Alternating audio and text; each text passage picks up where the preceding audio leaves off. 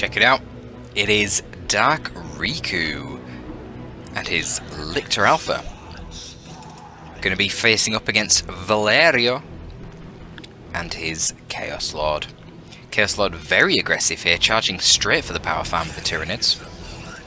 Termagant's going to need a little bit of backup for that one. It is a pretty small map, this Seraph Palace. It's an interesting one. The distance just down the middle here from base to base, not so big, but there is a lot of sort of area around the edges to play around with. Chaos Lord here already bleeding 2 models, trolling the hell out of the Torpids. Prior to getting the Toxin Sack upgrades, the Termagants really do struggle with dealing with that Chaos Lord. This is going to be a bit of a treat, this one, guys. I don't know whether this was a friendly game or whether it was actually one of their league games, but these are the factions that both of these players are playing in league, so it could very well have been a league game. Either way, this is a really nice long game between 2 very high level players that are relatively active right now in the 1v1 scene thanks to the ongoing league. Very fast Eternal War there from Val. You don't normally see that, if I'm being honest. And I can't say I agree with it. I do not think that is a very good use of resources early on. I think getting aspiring champions would be far more cost effective, but whatever. You do you. Corn Worship used to some very good effect here, threatening the wipe on the Lictor Alpha there. And now a hell of a lot of melee being forced onto the Termagants there, the poor sods. Doing what they can early on, the Tyranids here, to resist, but as I say, they're very reliant on their upgrades or all the gaunts, and furthermore they currently have no synapse to the Nids. Oh well, now they do, they've just got their Warrior Brood, so that will help them out. That is effectively AoE 20% damage resistance buff to all the nearby Nids, so yeah, obviously makes those gaunts a lot more cost effective. Nice play here by Riku to sneak the Humour gaunts around. Chaos, if they're known for anything, it's how OP their Bloodletters are. No, but it's also how slow their units are. They're not very mobile. Good timing here from Val, though, to get the AC in just when he did. Should be a decent fight here with the Chaos Lord supporting. Riku really committing to the fight, which is quite brave. And, oh my god, he's going to wipe the AC. What the fuck? That is amazing. Riku got lucky there. He got lucky that the Aspirant Champion did not proc a special, because the Aspirant Champion has 70 melee skill and Hormagaunts only have 55, so there would be a 20% chance every time that Aspirant Champion swings that he could have triggered a special, and he got none. So that's pretty incredible, not gonna lie. Still, I mean, shit, it worked out for Riku, didn't it? We've got a replacement Heretic squad coming out. But man, that sucks for Val. He literally just got the Aspirant Champion as well, so that was very expensive for him. Combi Bolter coming out now. Well, Combi Flamer. It's more of a Bolter than a Flamer. But it's buff.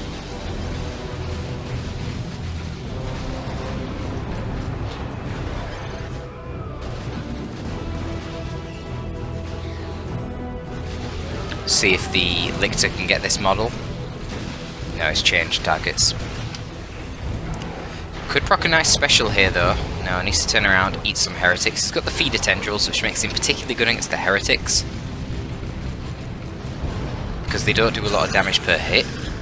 So he can kind of just stay in melee, constantly smack them, and heal off basically most of the damage. Not all of it, but most of it. Oh, the classic! Poor Val, he's getting very unlucky. Chaos Lord triggers a special attack just before he uses Kill the Weak, which is just sad.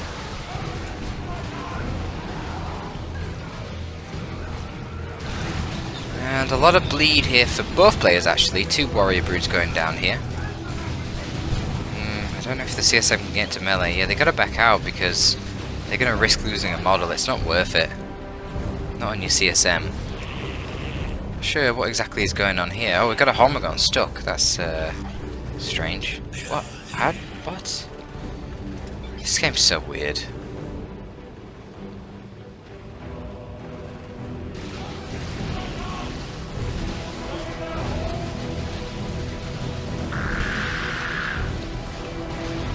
And Val's eco not looking the best right now. Has he got further upgrades? He does. Yeah, Harness of Rage, the tanky melee upgrade basically for the Chaos Lord. 2.5 HP regen is pretty damn solid, to be fair. 150 max HP, not quite as good, but you know, it's something, isn't it? We'll always take max HP increase. You can see how much of a bully this damn Chaos Lord is with that upgrade. Well, not that upgrade, but the combi bolter against the Termagants. Just, man, rips them apart in melee, rips them apart in range, doesn't make no difference.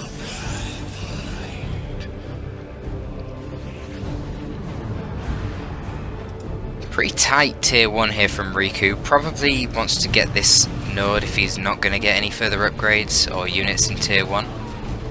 And if he wants to get further units, he needs to hurry up and get them because he's got a lot of resources. So I'm presuming he just wants to go tier 2 with this. But as I say, if he does, he should just nod this. Oh, see. Aspiring Champion there getting that special is very nice because it stops the Lictor just attacking like this. That Lictor is constantly attacking when he's got those feeder tendrils. He's healing himself every single time. So that special attack was very nice there for ValHero. Oh, again. Okay, this is nice. Now Val's getting a bit of luck. Look at that. No model losses there on the CSM and actually wiping the 2 Warrior Brood models. Very nice for Val. And he's actually got a pretty good economy as Val. Floating a little bit of Requisition, but that's so good when you're playing as Chaos. Plague Marines, they're not quite as good as they are in most matchups, fighting against Tyranids, but Bloodletters, they certainly are. Really good unit against Tyranids. And both of those units, you know, cost a fair bit more Requisition than they do power, proportionally, compared to most tier 2 units, so I like Val's economy, I like Val's position here. He is heavily behind on VPs, but it's kind of to be expected, and you see the power here when the Lictor is in green cover, just able to chop on those heretics. The Lictor there was level 2, so are the Chaos Heretics now, but I don't know when they got that. I bet throughout that whole fight the Chaos Heretics were at level 1, and that means the Lictor has higher melee skill than the champion, and therefore this champion could not special the Lictor. Basically, the Lictor was immortal, just constantly healing with the feeder tendrils, even though the CSM and the Chaos Lords were shooting them. Oh no, the Horma's stuck! Riku needs to get his warriors over there. Because what's happened here is the Hormagaunts get leap over cover when they're in Synapse, but they're not in Synapse right now, so they're stuck, they can't get out of cover. However, if the warriors come over, they will hop out. They must have had an order to like run over here, and then the warriors left at an awkward time and they got stuck. It happens, just Dawn of War 2 map things. So, Riku is going to go for Zone Throbs as the first purchase here, which is very interesting. Okay, the warriors are coming now. And you see the Hormagaunts. Why did they hop this direction first for their retreat? How strange. Poor little Hormas. Well, Horma, he's on his own. But he won't be for long, so don't worry about him too much. The Adrenal Glands coming in here for the Warrior Brood, so that's their dedicated melee upgrade. They get heavy melee from that, so they'll do pretty good damage to all targets, including vehicles, but they lose access to the Electroshock Grubs, which is basically a melter bomb that they can throw off at enemy vehicles. Still, very good upgrade for them. 40% more HP, improved melee skill, just, yeah, great upgrade.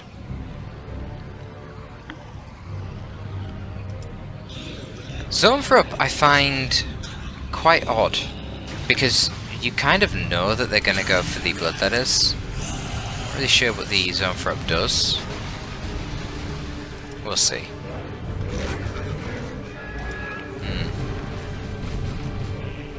I mean, the Zone Throb's certainly very good against the CSM and the ticks, but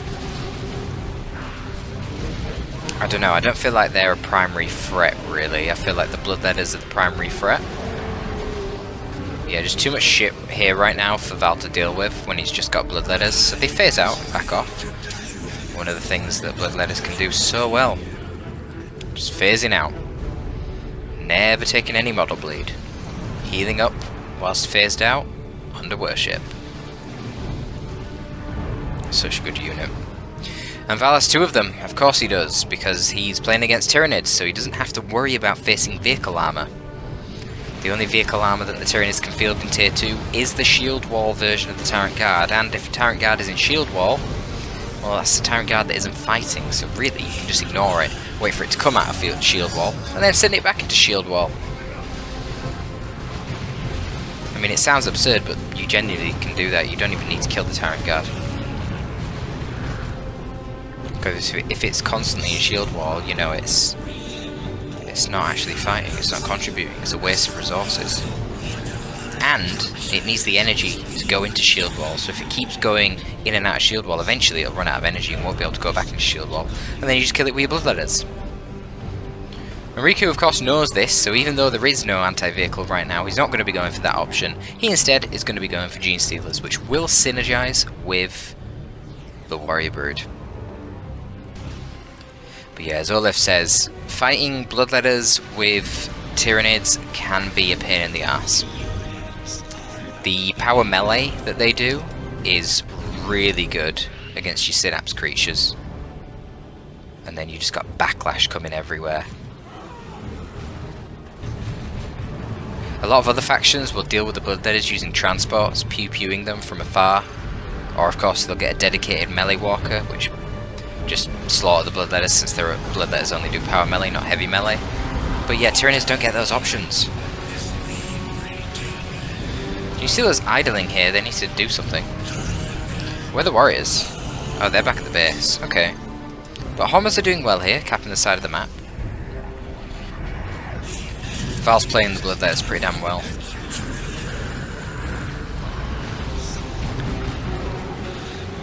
These are just summoned ones, so not really a big deal. I like this shrine here, it's pretty good. So the shrine will not only spawn out more Bloodletters every so often, but it also buffs the melee damage of all nearby targets. So now these Warrior Brood here are in a terrible position. In the middle of 8 Bloodletters and a Chaos Lord with Lightning Claws. Yikes. You see the backlash that causes when these models go down. Gene Stealers here are going to do some great damage to those Bloodletters. They were pushed in really deep there with a teleport trying to go after the zone throw. They will lose 3 models? No, just 2 models for it, okay. These Bloodletters lost a couple of models as well. Chaos Lord's proving to be a real pain in the ass. So tanky with this Harness of Rage. Wait, those Bloodletters didn't retreat? Why not? That's weird. Don't know why those Bloodletters didn't retreat after they moved back from the phasing. You know, given they'd already lost their models, that was a bit odd. Oh my god, he takes them out! Gene Stealers get another kill there. Gene Stealers are so good at retreat killing because they're speed 6.5 like Hormagaunts, but they don't have that weird leap that Hormagaunts have. And I believe you can increase their speed even further with their ability, and then of course the Lictor comes in and gets a Flesh Hook kill on the final Bloodletter. A little bit sloppy there from Riku that he stayed in so long there and allowed the Chaos Lord to take out the Lictor, which, you know, that kind of gets rid of some of his lead there, but still, economically, Riku is quite far ahead. Again, you get that quite often with Tyranids, and it is not as good. Oh my god, the Gene Stealer's going to get the wipe here? Wow, that Heretic had a lot of health. One of the problems that the Tyranids have with their eco lead, though they often have one, it's not as powerful as other factions because you can go tier 3 but you can't get a tank, you can get a Carnifex, and Carnifexes will all pretty much get wrecked in melee by the Khorne Chaos Dreadnought, which of course is a tier 2 unit for ValHero. Now a Venom Cannon Carnifex will deal with the Khorne Dreadnought very effectively. Still can't 1v1 it though. In theory, Khorne Dreadnought can just walk up to it, get it in melee and kick the shit out of it. But yeah, you know. you gotta get into melee, then you gotta repair it every time because it gets shot by the Venom Cannon effects, and the Venom Cannon effects can kite it, etc, etc.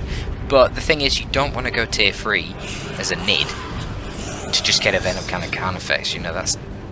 You're spending a lot of time then not actually getting any relevant units out. And we might see this sort of come into action here because Riku has a crazy amount of resources. Really should just be going tier 3, I think, at this point. And he's going to be dealing with a Chaos Dreadnought, and it's already a Chaos Dreadnought of Khorne. Oh my god, ValHero really just fucking LARPing out here. Full Khorne build for him, except for the Marines. He hasn't actually got any Mark of Khorne of them on them yet. Probably won't.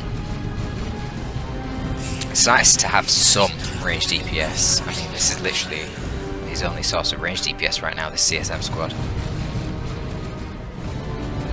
Zone for Up getting some decent little chip damage here. I don't know about the Zone for Up. Let's have a look at how much it heals the Warrior Brood. Because it has that HP regen aura. Doesn't seem to be very effective. Obviously the aura does get better with levels. And it is only a level 1 Zone for Up, so I guess we can't be too harsh.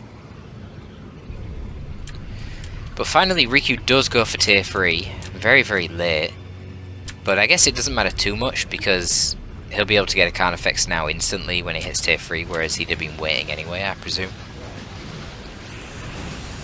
Don't really like him just rushing the Chaos Lord here. I don't see the need to do that. Certainly when he stood near that power point, it's particularly awkward because not all the models can surround him and hit him.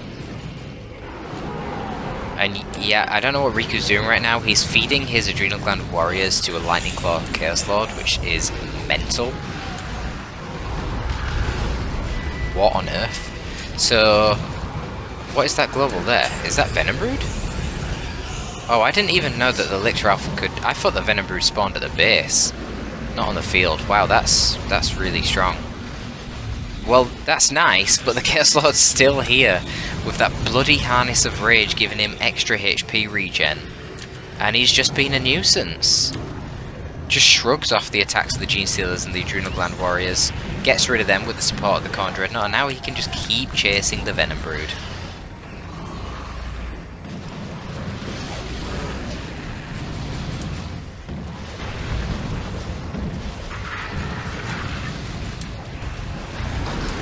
I don't know why Riku's staying in here. This is such a bad engagement. Bleeding models on the Venom Brood. Probably going to lose his Lictor now. Yep, loses his Lictor. What is he even focusing on? I don't understand. There's nothing else going on. This is just a shrine. There's no other units on the map. I really don't know what Riku is focusing on. Oh, once again, this fucking map. Oh, that is pretty disappointing. Homer got stuck once again on this silly map, and they get wiped. So Riku right now, so far ahead on VPs, and he is ahead in tech too, but honestly, this is looking pretty damn rough. Because what does Riku get?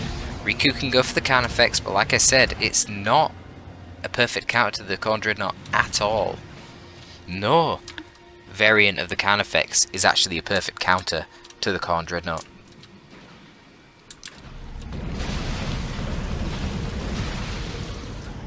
So good job ValHero's only on 1 gen, so he's not actually got a crazy surplus of power like Dark Riku has. Otherwise, Val would be able to go tier 3. He's got a lot of requisition, not been bleeding that much at all. I don't remember the last time I actually seen a CSM model go down. So that definitely is helping Val. He has lost a couple of Bloodletter models, but nothing too major. I think there's been far more Warrior and Venom model losses for Dark Riku.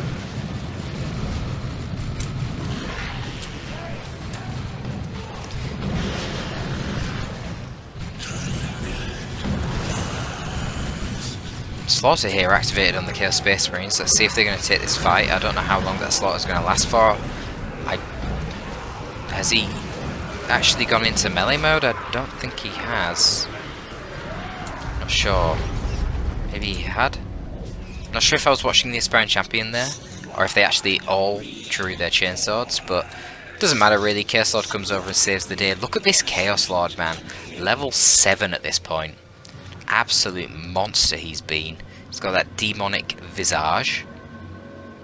And here we go, classic ValHero going for the second Chaos Dreadnought. If you guys don't know, in my series versus Valeria, Ordo Malleus versus Chaos, game 1, he went triple Chaos Dreadnought. 2 with the autocannon, 1 with the missile launcher, and they all got wrecked by a Vindicare, plus a Vortimer Razorback, and there are memes going around about it. It's quite brilliant. But yeah, Val loves his Chaos Dreadnoughts, often spamming out a few of them. And you know, if they're used well, they can be really good, and we might see this here. Wait, what just happened? Where's the Dreadnought? Oh, it's on the what? This is weird. There's some sort of UI bug. I was going to say he didn't cancel it. Oh, there it is. I don't know why that was so delayed, but anyway, what I was trying to say was we might see a missile Dreadnought, because now he has both options. He can kill the Carnifex at range with the missile Dreadnought, and then if the Carnifex dares to come close, he can kill it up close with a Khorne Dreadnought. So, good luck to this Carnifex, honestly. Yeah, Olive says it in the observer chat here. Fex will lose to 2 Dreadnoughts. Honestly, the Fex will lose to just the Khorne Dreadnought. So, having a hard ranged AV Dreadnought and the Khorne Dreadnought, this is really rough for the Carnifex. And really rough for Dark Riku, to be honest. He needs to get an upgrade on the Carnifex as well. The actual default Carnifex is really quite crap.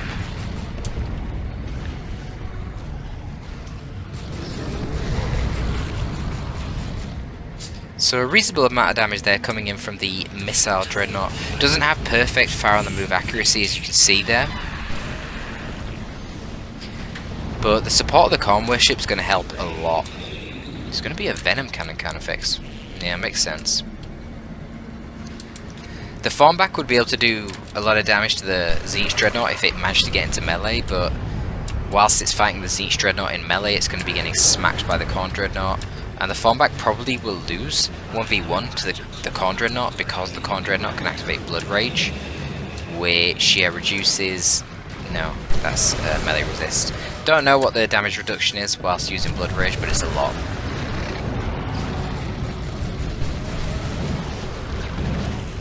So here we go, we've got the Venom Brood firing, and we've got the Venom Cannon Carnifex. That is certainly going to be a lot of anti-vehicle damage. You potentially got a focused Warp Blast from the Zone Throw up as well, but Tyranno Formation goes down here. I don't really know how much it's going to do. Bloodletter's just phased and walked up to the Venom Brood and forced them off. Khorne Dreadnought unfortunately chasing into base here for Val, which is probably not what he wants, because the Venom Cannon Carnifex is free to just shoot away at it. Not ideal. Genestealer's getting wrecked by the Chaos Lord, to be fair. And the Khorne Dreadnought is actually taken out by the Venom Cannon Carnifex. That's nice. Gonna get a nice little heal in base and be back out, ready to fight again. Chaos Dreadnought of Tzeentch right now is quite low on HP. This is getting troublesome for Val because his Heretics have a lot to do. Heretics are capping, Heretics are worshipping, and Heretics are also needed to repair the Chaos Dreadnought. So let's see how much damage we can get in here. Yeah, oh, damn. Taken out by the Bioplasma of the Carnifex. And I was bigging up those Dreadnoughts. And once again, just like my game against Valerio, the Dreadnought spam gets kind of wrecked. But one thing about the Carnifex, if you do opt to that Venom Cannon, it does become very good at taking out those vehicles from range. However, it's got no melee resist. So even just the power melee there of 8 Bloodletters and the Khorne Chaos Space Marines actually really does a lot of damage to the Carnifex, and it has to pull out. Lictor here probably wants to get Menacing Visage, not the Lone Hunter. Even with the Lone Hunter, probably going to get wrecked by these leveled up Bloodletters. They're not leveled up. Bloodletters are just that strong. Fuck. Just get Menacing Visage and then just make them retreat instantly. That's the easiest way to deal with them. at this point. It's not like Riku needs the power. I think Menacing Visage is a 50 power upgrade. But yeah, Riku has got crazy amounts of power at this point. So the genes do force off the CSM there, but this Chaos Lord, honestly, just an absolute nightmare. Could technically see the Venom Brood swap to Death Spitters now. Inferno damage ranged weapon.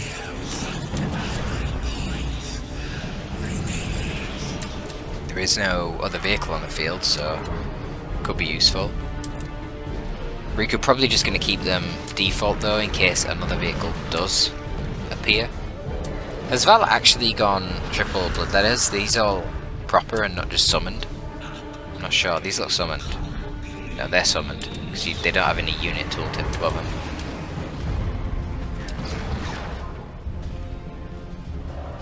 I like this play from Riku, just forcing melee with his Carnifex onto the Chaos Lord.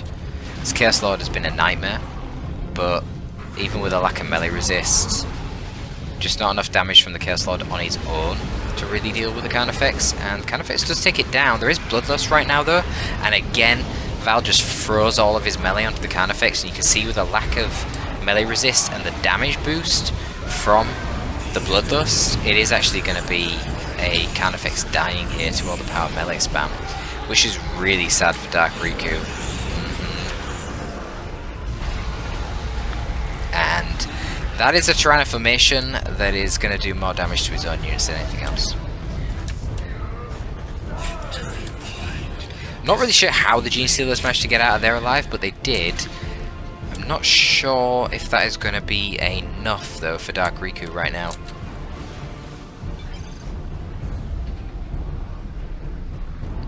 This game is obviously becoming a matter of VPs. I don't know if this Zoanthrope's really been worth. It is level 3 at this point. It's got that symbiosis, an active heal. He kills the aspirant champion. Go on, Zoanthrope, spiting me as soon as I said that.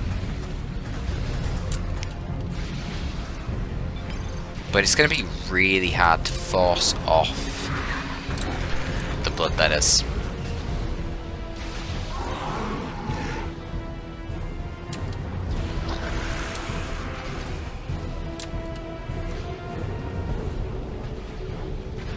Again, you know, if the Lictor had Menacing Visage, it could at least make the healthier Bloodletter squad here just retreat instantly.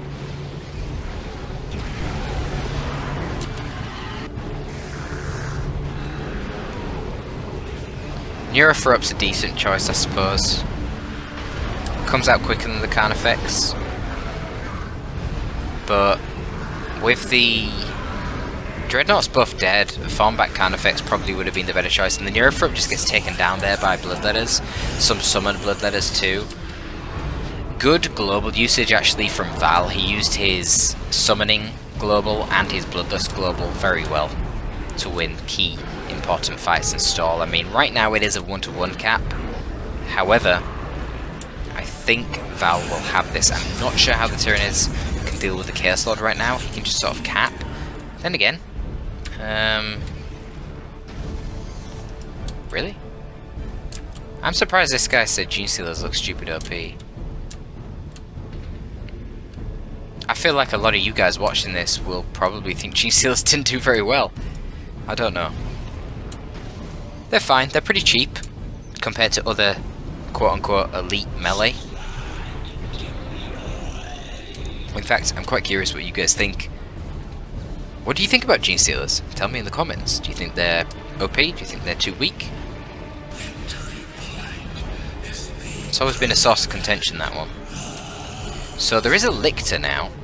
So he's got 50% extra capping speed, this guy, so he could be quite useful. Capping speed plus the infiltration is always a nice combo. Gonna go for the VP in the mid, maybe? Why not? This Chaos Lord stood there, that's why not. Without number global used here, dropping in the Termagant squad and a Hormagant squad. Pretty good global, to be honest. And yeah, really handy in this instance. So 1-to-1 cap, but there is going to be... It's going to be the 2-to-1 in favour of Riku.